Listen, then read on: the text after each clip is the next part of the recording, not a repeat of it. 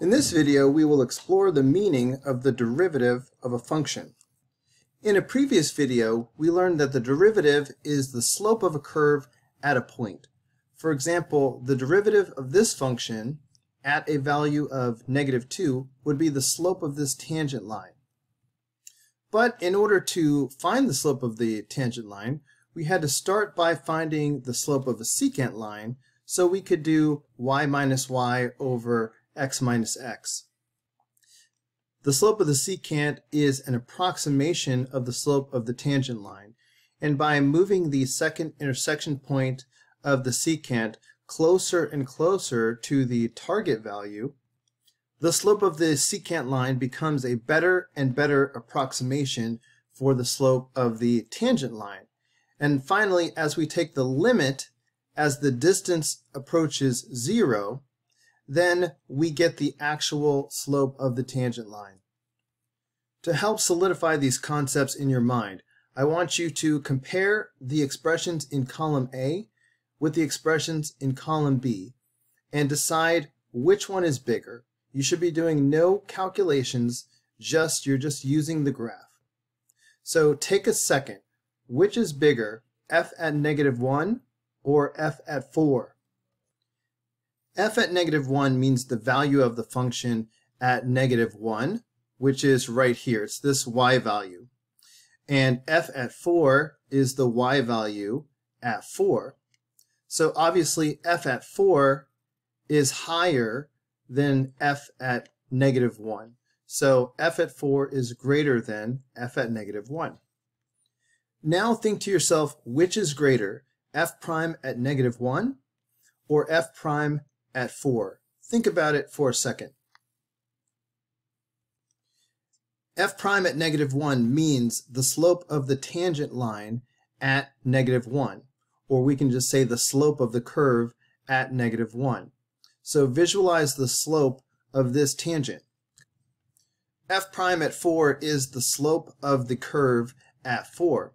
So look at this green tangent line. This is the slope of the curve at 4. Compare that to the slope of the purple tangent line, which is the slope of the curve at -1. The slope at -1 is steeper than the slope at 4. Therefore, f prime at -1 is greater than f prime at 4. And you can summarize that answer like this. For problem number 3, look at the expression in column A.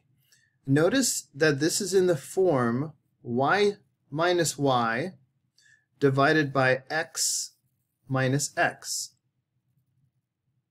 Does this seem familiar? This is the slope formula. So what you're looking at is the slope of some secant line. The 4 and the 2 are the x values of the secant line. So let's look at the graph and look for a secant line that goes from 2 to 4. Since we know the x values are from 2 to 4, the secant we're talking about must go from here to here. This will be f at 2 and f at 4. Now look at the expression in column B. This is also the slope of a secant. Focus on the x values. We're going from -2 to +1.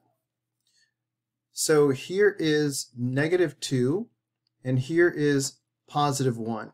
So we're talking about the slope of the secant that goes from here to here. So which is steeper, secant A or secant B? Hopefully you can see that secant B is a little bit steeper than secant A. So that slope is greater. So we'll say that B is greater than A because secant B is steeper. Looking at number 4, we once again see this y minus y over x minus x pattern. So on its own, this part would be the slope of some secant line. But because we have the limit as x approaches 2, this is that situation where the secant is getting closer and closer to the actual slope of the tangent line. So in fact, the limit as x approaches 2 is the slope of the tangent line at an x value of 2. So the slope of this tangent line is the value of column A. The expression in column B is also a y minus y over x minus x. To fully see it, you have to view x plus 2 as x minus negative 2, which is also why you see a negative 2 right here. So this is again the limit as x approaches negative 2. That means this is the actual slope of the tangent at negative 2. So the slope of this tangent is the value of b. Which is greater, b or a? You can see that the slope of tangent b is steeper than the slope of tangent a. So b is greater than a. And you could write your answer like this. Looking at problem number 5, you can see that this is another expression meaning slope. This is still y minus y over x minus x. In the denominator, we just see a single value because they've done the x minus x for us. But this is still y minus y over x minus x. We know this is a secant line because it doesn't say limit in front. So it must be the slope of some kind of a secant line. In order to tell from where to where the secant line goes, we do need those x values, but we can see them inside of the functions in the numerator. So we must be going from an x value of negative 2 to an x value of 0 for this secant. So looking back at the graph, here's negative 2 and here is 0. So the secant must be from here to here. So the slope of this secant is value a.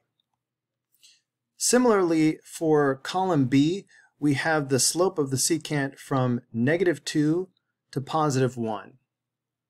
So here's negative 2, and here is positive 1. So the secant must be going from here to here. This is a little bit hard to see because they are so close together. But which is greater, value A or value B? Hopefully you can see that secant A has a steeper slope than secant B. So the value of A is greater than the value of B. Looking at problem number 6, we have another slope expression right here, starting with an x value of 1, and then we have an x value that's a little bit over from 1. So this is your y minus y, and the x minus x is just given as a single value. But this is no secant line. We know this is the slope of a tangent line because it says the limit as h approaches 0. So the actual point of tangency is given by this value right here. So this whole expression is the slope of the tangent at 1.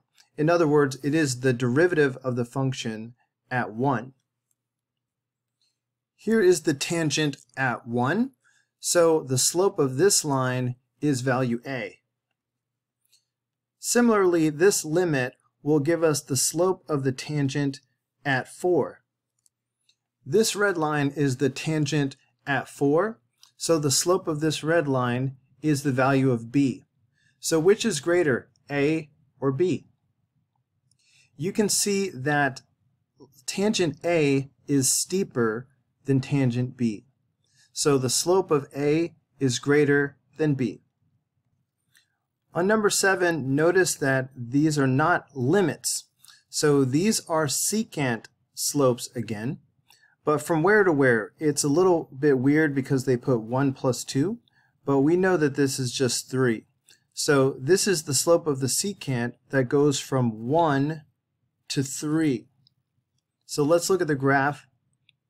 Here's 1 and here is 3. So we're talking about the secant that goes from here to here.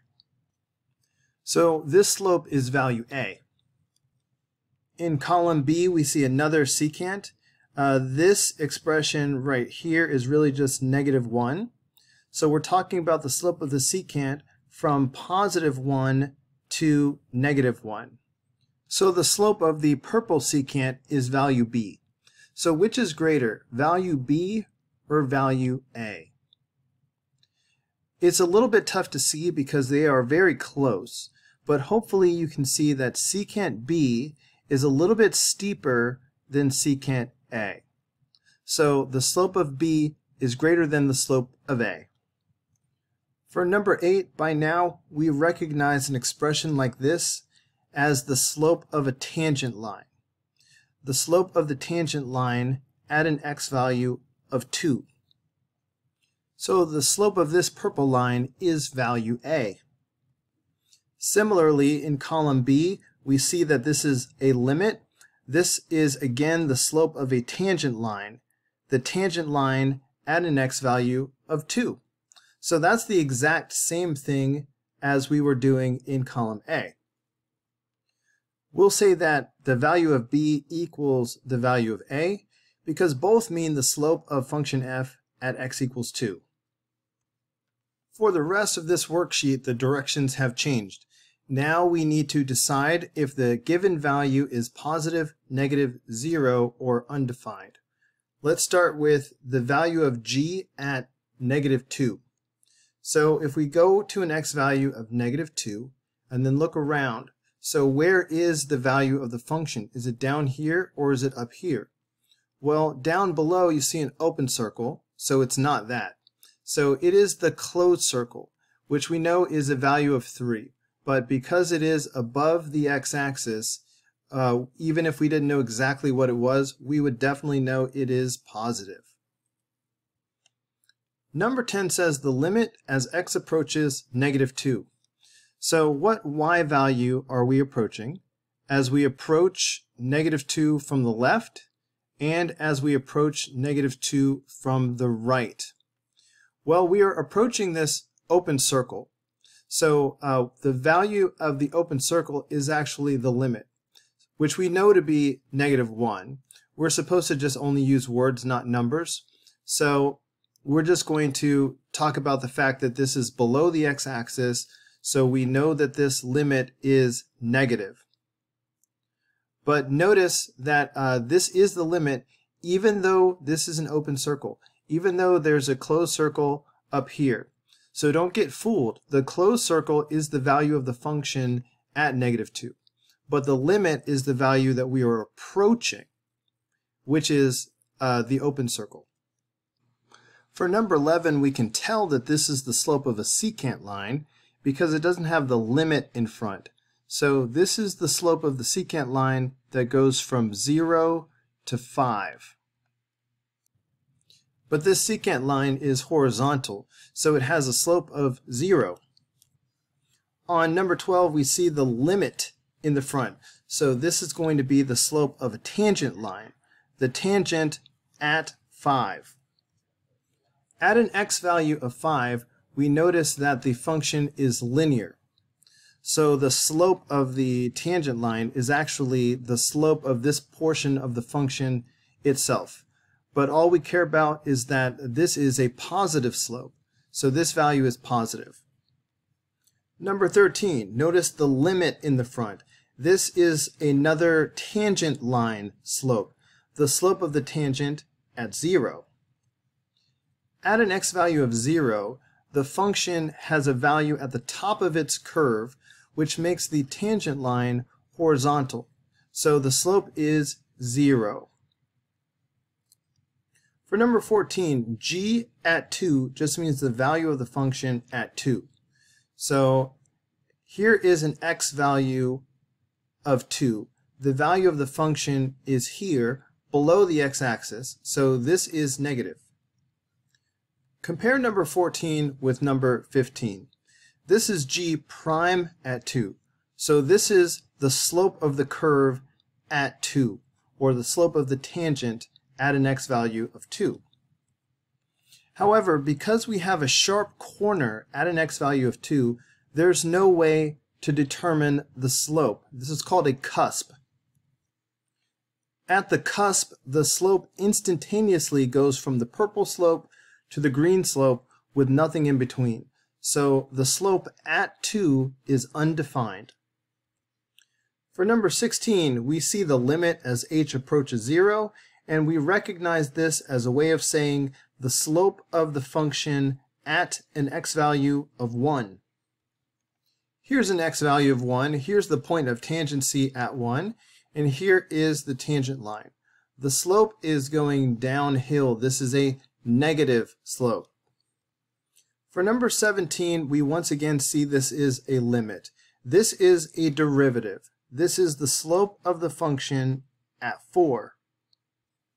Well, here's an x value of 4, and we see that this part of the function is linear. So the slope is uphill, so this is positive.